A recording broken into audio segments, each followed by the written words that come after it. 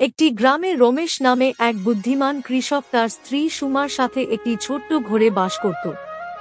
রমেশের কাছে জমির একটি ছোট্ট টুকরো ছিল, যেখানে সে ফসল চাষ করে তার পরিবারের ভরণপোষণ করত।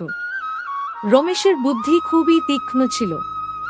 সে আকাশের দিকে তাকিয়ে বলে দিতে পারত যে আজ বৃষ্টি হবে কিনা। এই কারণেই গ্রামের সব লোক তাকে সম্মান করত। একদিন রমেশ তার ক্ষেতে হাল চাষ করছিল, তখন তার ক্ষেতে সুরেশ সিংহ নামে গ্রামের জমিদার এলো। সুরেশ সিংহ বলল, রমেশ ভাই, শেষমেশ তুমি কেন এই ছোট্ট জমিতে নিজের ঘাম ঝরাচ্ছ? শেষ পর্যন্ত তুমি এই ছোট্ট জমি থেকে কতই বা উপার্জন করো? জমির ফসল উঠে যাওয়ার পরে আমি তো বলছি, তুমি তোমার জমি আমাকে বিক্রি করে দাও, আর আমার এখানে কাজে লেগে যাও। আমি তোমাকে এই জমির ভালো দামও দেব, আর মজুরিতে তোমাকে ৩,০০০ টাকা দেব। তাই জমিদার রমেশের জমি যে কোনোভাবে হাতিয়ে নিতে চাচ্ছিল, কিন্তু রমেশ তার জমি কাউকে দিতে চাইছিল না। তখন রমেশ জমিদারকে বলল, জমিদার সাহেব, আমি এই জমিতে খেটে বড় হয়েছি। যদি আমি এই জমি আপনাকে দিয়ে দিই, তাহলে আমি কোথায় যাব? আমাকে তো না খেয়ে মরতে হবে। না না জমিদার সাহেব, আমি এই জমি কখনোই বিক্রি করব না। এই জমি আমার দাদার স্মৃতি। জমিদার সাহেব, আমি একটা উপায় বের করেছি। এবার আমি এমন ফসল লাগাবো যাতে আমার দ্বিগুণ আয় হবে, আর দেখবেন কোনো একদিন আমি আপনার জমিটাও আমার জমিতে মিলিয়ে নেব। জমিদার রমেশের কথা শুনে অবাক হয়ে গেল এবং মনে মনে ভাবতে লাগল, ওরে বাবা, এখন এখানে এমন কি চাষ করবে যার ফসল দ্বিগুণ হয়ে যাবে? কিছু একটা গোলমাল আছে, আমাকে খোঁজ লাগাতে হবে। এ তো এমনিতেই খুব চতুর লোক। আরে রমেশ, তা সব ঠিক আছে, কিন্তু তুমি এমন কি চাষ করতে যাচ্ছ সেটা এখন বলবো না। আমার কাছে জমি খুব কম আছে, তাই হিসেব মেলানো যাচ্ছে না। আজ রাতেই আমি এই জমিতে এসে হিসেব করব। এই কথা বলে রমেশ সেখান থেকে চলে গেল। এই কথা জমিদারের মাথা ব্যথার কারণ হয়ে দাঁড়ালো। সে ভাবছিল, কি এমন ফসল আছে যা কম জমিতেও দ্বিগুণ ফলন দিবে? মাকে রমেশের বাড়িতে গিয়ে খোঁজ নিতে হবে। এখনই তার বাড়িতে যাই। সন্ধ্যা হয়ে গিয়েছিল। রমেশ কোদাল নিয়ে তার জমিতে যাওয়ার প্রস্তুতি নিচ্ছিল। তখন তার স্ত্রী বলল, এ কি, রাতে কোদাল নিয়ে কোথায় যাচ্ছ? সুমা, তুমি চুপ থাকো। জোরে জোরে বলবে না, গ্রামবাসীদের জাগিয়ে দেবে। তুমি কি জানো আমি কম জমিতে বেশি ফসল হওয়ার একটি উপায় বের করেছি। তুমি দেখবে আমি এবার এত শস্য উৎপাদন করব যে ৫ বছরেও শেষ হবে না। রমেশের কথা জমিদার একটি গাছের পেছনে লুকিয়ে শুনছিল। জমিদারের মনমস্তিষ্কে অশান্তি ছেয়ে গেল। সে ভাবছিল, এমন কি চাষ আছে যা কম জমিতে দ্বিগুণ হয়ে যাবে? তাই জমিদারও রমেশের পেছন পেছন জমিতে চলে গেল এবং একটি গাছের আড়ালে লুকিয়ে সবকিছু দেখতে লাগল। কোথা থেকে শুরু করব? কিভাবে শুরু করব? এই জমিদারের জমি না থাকলে আমার পুরো কাজ ঠিকমতো হতো। যদি আমার জমিতে বেশি ফসল হয়ে যায়, তাহলে সেটা জমিদারের জমিতে চলে যাবে, আর তারপর জমিদার কোনো পরিশ্রম ছাড়াই আমার ফসল নিয়ে নেবে। তাই আমি জমিদারকে বলবো যেন নিজের জমিতে দেয়াল তুলে দেয়, যাতে আমি শুধু আমার জমিতেই ফসল লাগাতে পারি। আচ্ছা ছেলে, তাই তো ব্যাপার। এখন দেখবি আমি তোকে কেমন মজা দেখাই। তুই চাষ তো করবি নিজের ক্ষেতে, কিন্তু ফসল কাটবো আমি। এই কথা বলে জমিদার সেখান থেকে নিজের বাড়ি চলে গেল। পরের দিন সকালে রমেশ জমিদারের বাড়ি গেল। জমিদার সাহেব, আমি তো আপনার কাছেই আসছিলাম। আমার একটা জরুরি কথা বলার ছিল। হ্যাঁ হ্যাঁ, তুমি যে কোনো জরুরি কথা আমাকে বলো, কিন্তু আমি আমার জমিতে কোনো দেয়াল তুলব না। ঠিক আছে, কথা শেষ। তুমি তোমার বাড়ি যাও। আমার আরও অনেক জরুরি কাজ আছে। কিন্তু জমিদার সাহেব, আমি তো আপনাকে এমন কিছু বলিনি, তাহলে আপনি আমার সাথে এমন কেন বলছেন? রমেশ সেখান থেকে নিজের বাড়িতে ফিরে গেল। তারপর রাত হল। জমিদার কোদাল হাতে নিয়ে নিজের জমির দিকে যেতে লাগলো।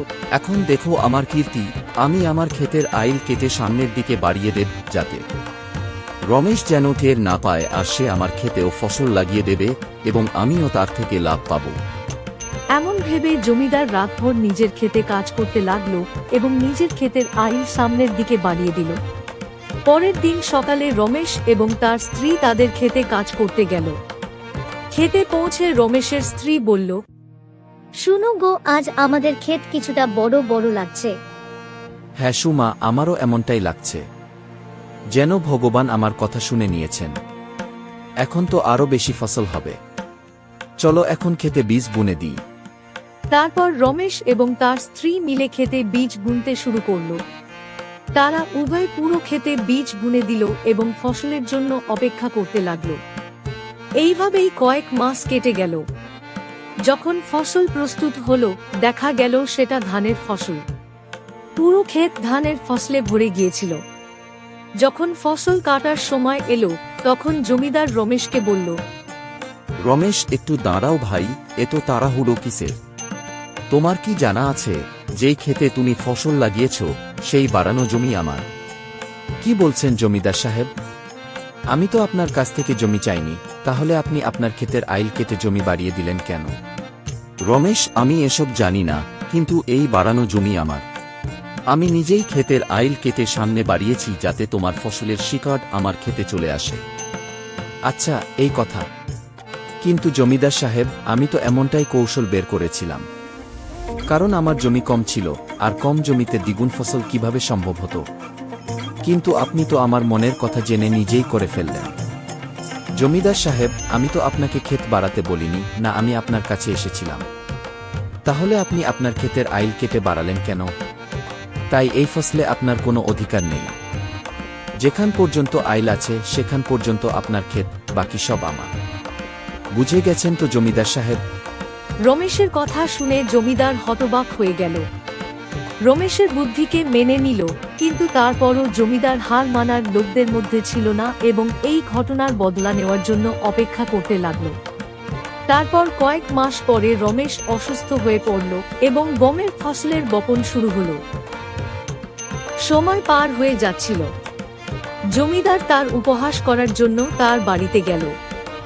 কি রমেশ, দেখলে তো, বেইমানির ফল পেলে। অসুস্থ হয়ে পড়লে। এখন তোমার জমিকে চাষ করবে। গম বপনের সময় চলে যাচ্ছে, এখনো পর্যন্ত তোমার জমিতে হালও চালানো হয়নি। এখন দেখো, তুমি না খেয়ে মরবে।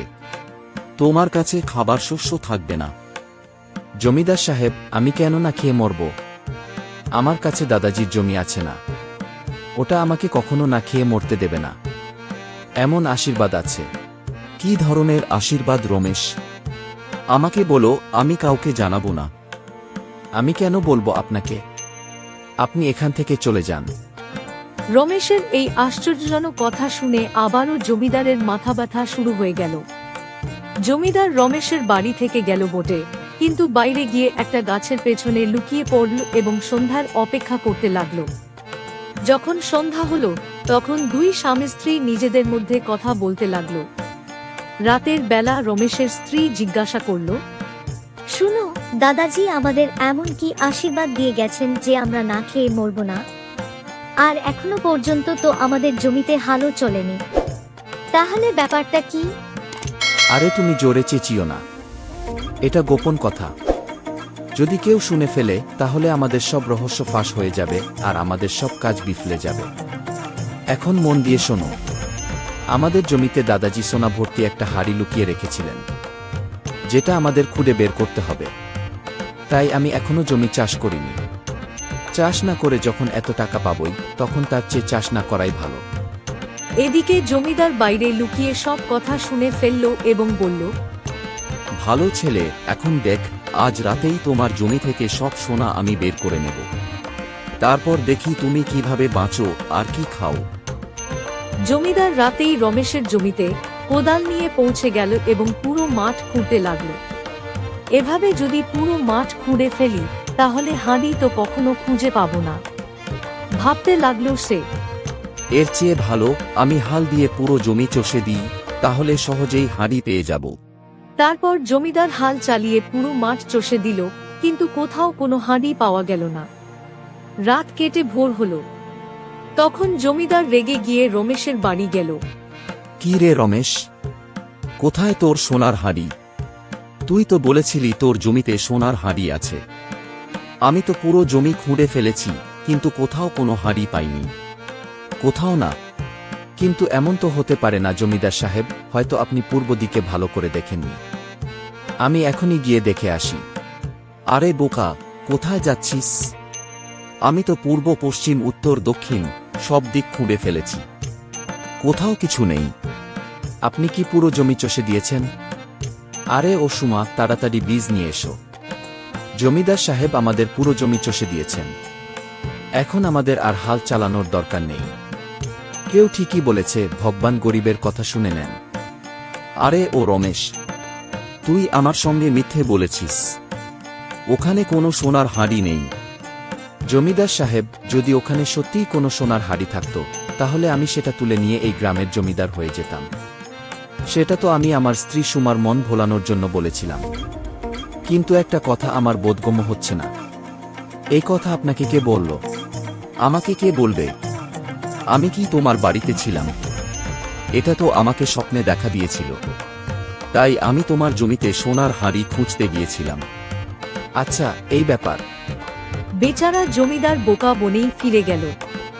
এইভাবে রমেশ নিজের জমি বড় করে ফেলল, আর জমিদারের দিয়ে নিজের জমিতে হালও চালিয়ে নিল। যদি বুদ্ধি থাকে, তাহলে বড় বড় সমস্যা সহজেই সমাধান হয়ে যায়।